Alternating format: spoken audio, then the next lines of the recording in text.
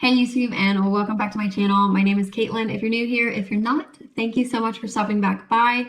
If you could be so kind as to like my video and maybe even subscribe, that would be really cool of you.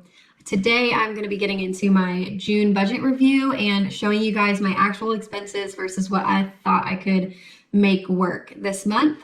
So I am going to show you my budget spreadsheet and we'll just get into it. So as you can see here, I don't have my normal donut charts breaking down my budget on here. They just weren't very pretty, and I just wanted to kind of do a little bit of a revamp. So I'm going to be working on my budget spreadsheet a little bit in the coming weeks to see if I can make those look a little nicer. But with that, we'll just get right into my budget breakdown. So I actually split up my budget in different sections. So I have housing and utilities, and this covers my mortgage, electricity, water, internet, trash, phone, and a propane sinking fund. So we have a 400-gallon propane tank on our property, and that's what runs our heat and our stove. So when we have to fill that up, it is quite expensive all at once, so we just save a little bit each month. And July and August are when the prices are lowest, so that's when we intend to buy one, fill, and then pre-buy at least one for the winter so that we're more prepared this year.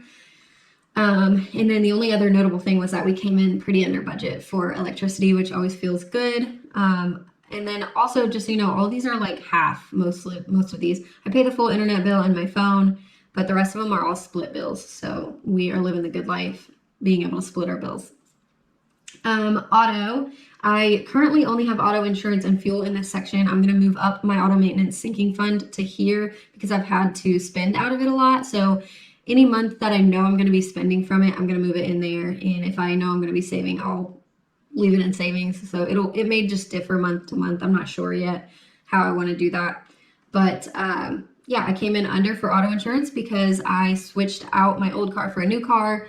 And by new car, I mean a new used car. So the insurance actually went down a little bit, which was really nice to see. And then for fuel, I went over by quite a bit because I just wasn't sure what to expect. Prices were high right now. And I had to go to the office for a week. So just spent a little bit more than I expected, but still not terrible. In my debt payoff, you can see I have my minimum loan payment for my car. And then I usually budget in an extra payment as well, and then also budgeting my student loan payment. Now, since student loans are in forbearance, I just apply that $150 to the extra auto loan payment. But this month, you can see I didn't hit my goal, so I stayed in the green here. However, I'll get more into that later.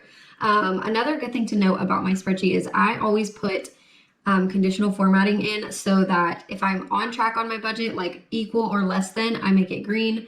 Bigger than is red. So that just helps me like parse information quickly from my spreadsheet. So yeah, use conditional formatting, guys. Google it if you don't know how. Next up, we have food, and I'm really proud of this one because I am almost always over budget on food, and I came in quite a bit under this time. So for groceries, I got some really great coupons for Kroger, and I started out my purchase at $125.46 and then ended up only paying $112 after my coupons. So that's all I got to say. And then I did have a trip to Dollar General that I bought some food. Eating out, my personal fast food budget is, I really should just name it Taco Bell because that's what I buy. But this time I actually had brunch with a friend, and it came out to a lovely even 15 with the tip.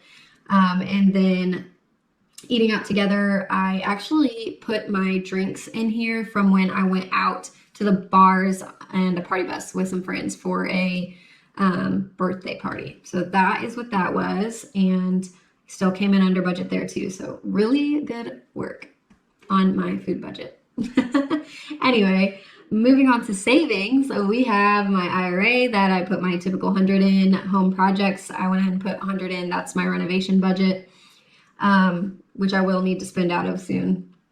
And then for auto maintenance, this is the line item I was talking about that I might move up to the auto section because some months I'm going to be spending more than others. And I know for a fact in July I'm going to have to spend money out of it.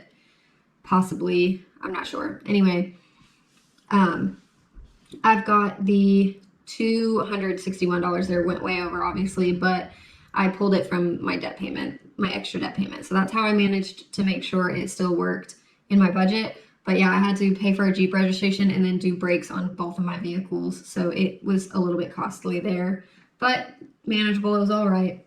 And then I did save a little for a new phone and our upcoming vacation.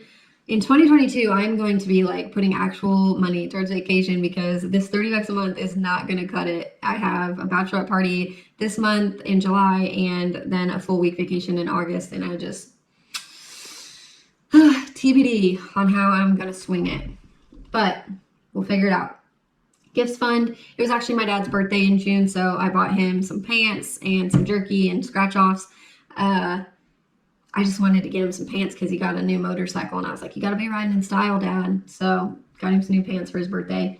And then I also had the opportunity to get some Fun Purdue stickers for some kindergartners in one of my sorority sisters' classrooms. Their like classroom theme is Purdue, and that's where we went. So I was like, yeah, heck yeah, girl. I'll send you some stickers. Hopefully they like them. Next up, we have my house maintenance fund for when things break. I got $50 put in there, and emergency fund, I did save $50 for that as well. And then next up, we have entertainment. This is my like TV and music app section. If I go out on like an outing, that just goes into personal spending for me. So this is really all my subscriptions basically. So just a note, Amazon Prime is half off because of a discount that my mom gets, and Hulu is $1.99 because of a Black Friday discount. Next up, we have Miscellaneous. I was lucky enough to not actually spend much on the dogs this month. Trav actually ended up spending everything on them, so this next month I'll probably make sure to pick up some treats and stuff because we are out of treats, and they gotta have their treats. And then household items did fine. I ended up I only went over by 66 cents, so that's totally fine. And then personal spending was up high because I bought a couple things from GoPro. And then I also bought some stuff for that bachelorette party I mentioned, but it's okay. All's well that ends well. Sometimes you gotta spend a little more. Miscellaneous, I came in under, and that is mostly just because I had to put my May reconciliation somewhere in my June budget because I overspent in May. So it still came under in miscellaneous somehow. And with all of that, my income, I ended up making a little bit extra this month. I got a $100 gift card for some hard work that I put in at work over the last year. Just a little bonus to say thanks. And so I am coming out, actually that $2 is from Google Opinion Rewards, but I'm coming out on top this month, you guys. I have an extra $165 in my budget this month. And if I were a good little duck, I would put that straight towards my debt. However, like I said, I've got vacations and a bachelorette party to figure out how I'm gonna pay for. So that is probably what that money will go for. But thank you guys so much for watching. Comment below if you have any notes or whatever. I'd love to chat with you guys. But without any further ado, I will hop off, and I hope you all have a good morning, noon, or night, whatever it is for you. I'll catch you in the next one.